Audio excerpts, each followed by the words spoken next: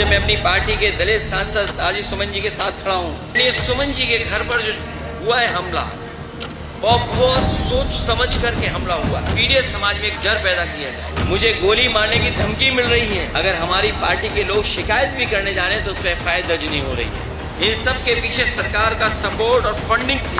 आज जब मैं अपनी पार्टी के दलित सांसद आजी सुमन जी के साथ खड़ा हूँ तो याद होगा, मुझे गोली मारने की धमकी मिल रही है। जैसे फूलन देवी जी को मारा जैसे वैसे तुम्हें मारेंगे। आखिरकार कौन है इनके पीछे?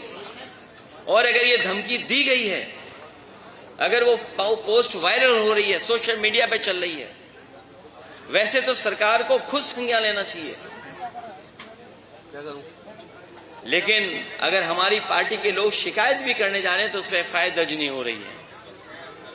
बीजेपी के लोग कुछ भी लिख सकते हैं, उन पे FIR नहीं होगी, कड़ी कार्रवाई नहीं होगी। और अगर FIR हो भी जाएगी तो कार्रवाई नहीं होगी। करीबन 25-30 FIR तो हम दिखा चुके हैं। जो आदरणीय सुमन जी के घर पे हमला हुआ है, ये कोई अचानक वाला नहीं था। आदरणीय सुमन जी के घर पर जो हुआ है हमला, वो बहुत सोच समझ करके हमला हुआ है। बहुत सोच समझ करके तैयारी के साथ हमला किया गया है। ये कोई सुनने में आ रहा है, जो सुनने में आ रहा है, हो सकता है वो बात आप लोगों तक मुझसे पहले पहुंच गई हो। योगी जी की निगरानी में उनके एक सलाहकार और कुछ इंडिपेंडेंट स्वजातीय MLA जो राजस्थान के थे, इंडिपेंडेंट MLA को लखनऊ के एक बड़े होटल में बुलाया गया था। फिर इस मुद्दे की पटकथा उस CM के सलाहकार ने इन स्वजातीय MLA के साथ मिलकर लिखी कि राजस्थान और यूपी के कुछ अराजक तत्व और योगी सेना को फंडिंग की ताकि ये माहौल बनाया जाए जिससे दो फायदे हों।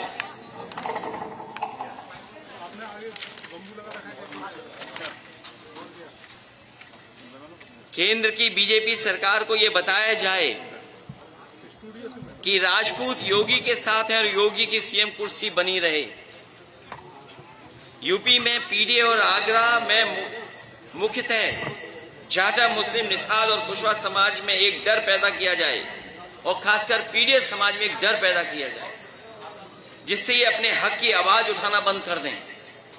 इन सब के पीछे सरकार का सपोर्ट और फंडिंग थी।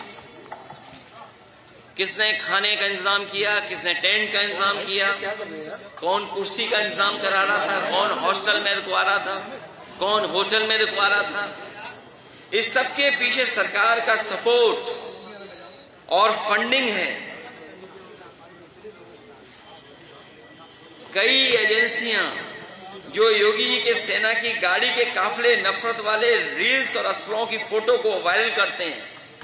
आखिरकार ये वायरल कौन करता है, ये फोटो को, रील्स को? उसके पीछे कौन है, कौन फंडिंग कर रहा है? इन सब के तार कई जिलों से जुड़े हुए हैं जो मुख्यमंत्री जी के स्वजाती लोग हैं। ये जो तलवारें लहराई जा रही थी,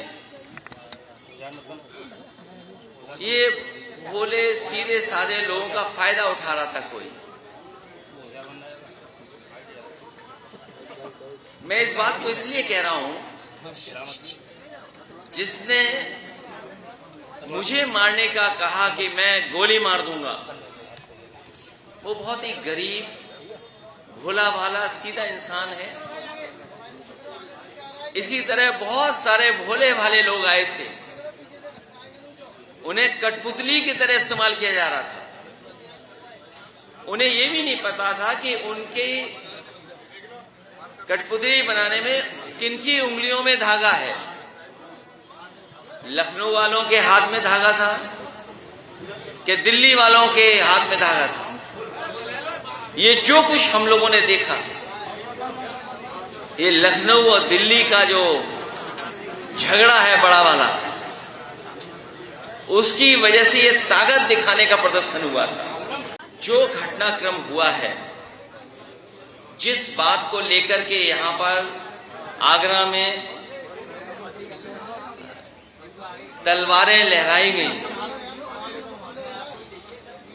बंदूकें भी लहराई गई, डंडे थे वो लहराए गए। सुना है कि वो शांतिपूर्ण तरीके से सम्मेलन करने की परमिशन सरकार ने दी थी, और उससे पहले आपने सबने वो तस्वीरें देखी जहां पर बुलडोजर से चल करके कई थानों को क्रॉस कर करके लोग यहां आए थे, तोड़फोड़ से लेकर के हमला किया है यहां पर। उनका इरादा क्या था? उनका इरादा ये भी रहा होगा कि जान ले लें, क्योंकि जिस तरह के कथन, जिस तरह के वीडियो आ रहे हैं सामने, उसमें जो बोला जा रहा है, लोकतंत्र में, आजाद देश में इस तरह की भाषा और व्यवहार किसी के साथ नहीं हुआ होगा जिस तरह का आपने व्यवहार और भाषा को देखा है।